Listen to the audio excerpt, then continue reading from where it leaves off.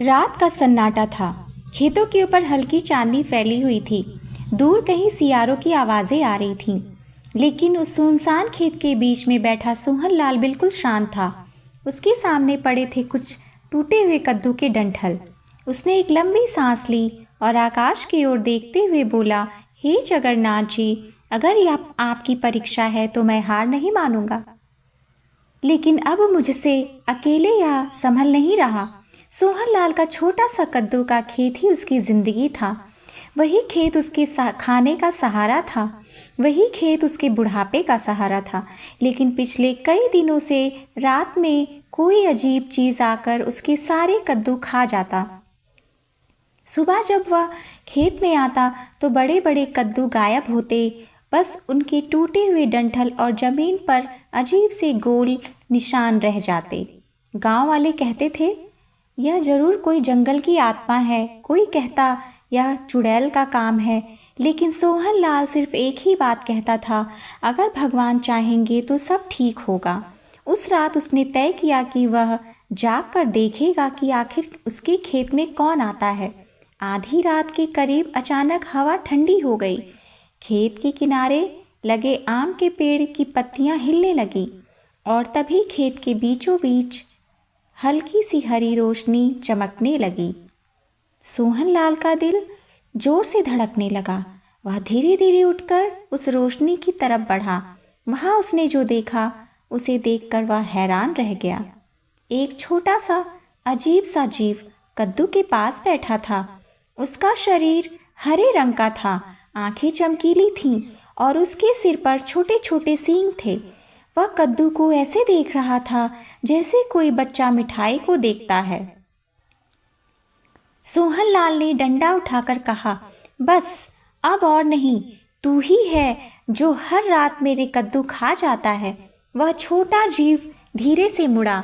उसकी आंखों में डर नहीं था बल्कि एक अजीब सी मासूमियत थी। वह बोला, मैं चोर नहीं हूँ, मैं बहुत भूखा हूँ।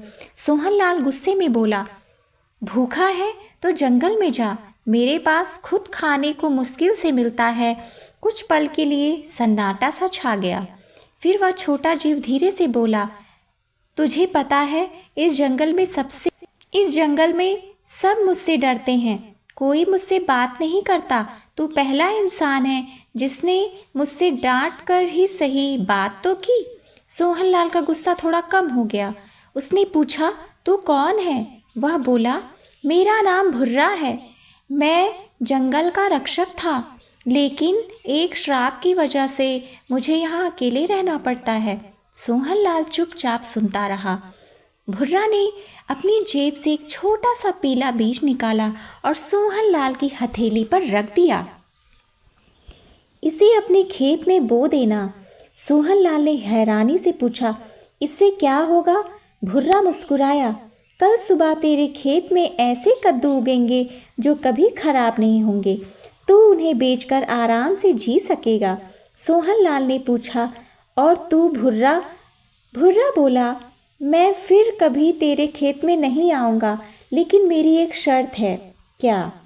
गांव के बाहर जो पुराना जगन्नाथ जी का मंदिर है वह बहुत सालों से सूना पड़ा है।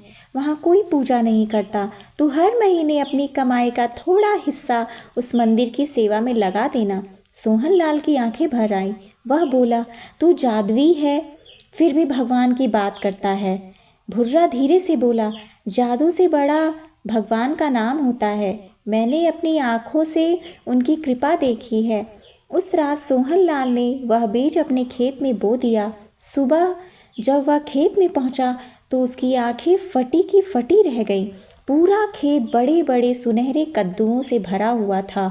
इतने कद्दू की गिनती करना भी मुश्किल था। गांव वाले देखने आए और हैरान रह गए। सोहन लाल के खेत में तो चमत्कार हो गया। सोहन लाल ने कद्दू बेचने शुरू किए। कुछ ही महीनों में उसकी गरीबी दूर हो गई। लेकिन उसने सबसे पहले वही किया जो उसने वादा किया था। वह गांव के बाहर वाले पुराने मंदिर में गया। मंदिर टूटा हुआ था, मूर्ति पर धूल जमी थी। सोहन लाल ने खुद झाड़ू लगाई, दीवारें साफ की और जगन्नाथ जी को एक नया वस्त्र पहनाया। धीरे धीरे गांव वाले भी आने लगे। मंदिर में फिर से पूजा होने लगी। एक शाम जब सोहनलाल दीपक जला रहा था, उसे अचानक लगा जैसे किसी ने उसके कंधे पर हाथ रखा हो। वह पलट कर देखता है, कोई नहीं था, लेकिन सामने जगन्नाथ जी की मूर्ति पर एक हल्की सी मुस्कान दिखाई दे रही थी। उस रात सोहनलाल को सपना आया, भुर्रा उसके सामने खड़ा था, लेकिन अब उसका चेहरा शांत था और उसकी आंखों में चमक नहीं बल्कि सुकून था। वह बोला, सोहनलाल, तूने वादा निभाया। जगन्नाथ जी ने मुझे श्राप से मुक्त कर दिया। सोहनलाल की आंखों में आंसू आ गए। अब तू जाएगा? भुर्रा मुस्कुराया। हाँ, लेकिन कभी कभी तेरे खेत के ऊपर से जाऊंगा, बस यह देखने की कि तू खुश है। सुबह सोहनलाल की नींद खुली। वह मंदिर गया और हाथ जोड़कर बोला, हे जगन्नाथ जी, आपने मुझे भूख से भी बचाया और अकेलेपन से भी। उस दिन के बाद सोहनलाल का खेत हमेशा लहलहाता रहा। मंदिर में रोज घंटियाँ बजती रहीं और कभी कभी रात के सन्नाटे में ऐसा लगता जैसे कोई जंगल की तरफ से मुस्कुराते हुए देख रहा हो। क्योंकि सच यही है, कभी कभी इंसान की सबसे बड़ी भूख रोटी की नहीं होती, सबसे बड़ी भूख होती है साथ की, विश्वास की और भगवान की कृपा की। दोस्तों, अगर यह कथा आपको अच्छी लगी हो तो प्लीज़ चैनल को सब्सक्राइब और वीडियो को लाइक शेयर ज़रूर करिएगा। मिलते हैं एक नई कथा के साथ और कमेंट में जय जगन्नाथ ज़रूर लिखिएगा। जय जगन्नाथ, जय जगन्नाथ।